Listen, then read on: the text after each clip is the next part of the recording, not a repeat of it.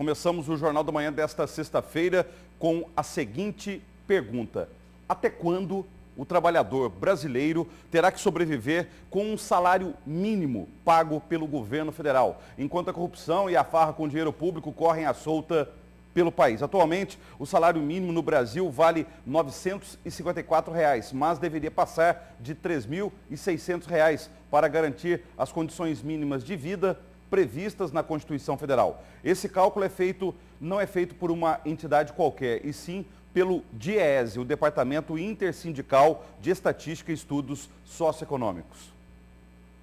O salário mínimo foi criado no Brasil há quase 80 anos. A referência para criar o salário mínimo foi em torno de uma ração mínima, um nome inclusive grotesco, cholo, e que se passou com o tempo a se chamar cesta básica. Mas naquela época, a ração mínima compõe basicamente os mesmos itens de hoje da cesta básica, os 3 itens alimentares: arroz, carne, feijão, com a devida quantidade para sustento do trabalhador por um mês.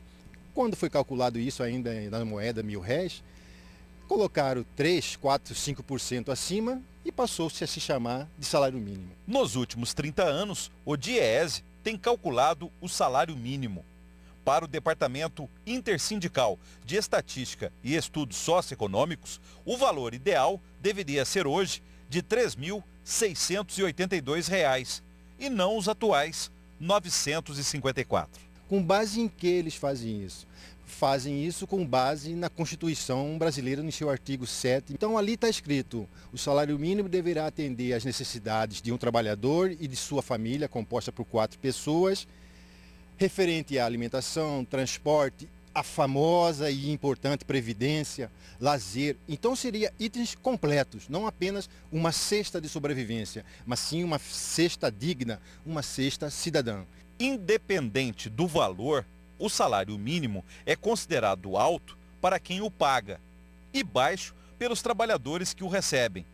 Como resolver esta conta? Essa dificuldade de pagar um salário mínimo de R$ 3.600 ou um salário mínimo de quem recebe seria algo ideal, é algo que tem que ser repensado em termos de toda a reestruturação da economia brasileira.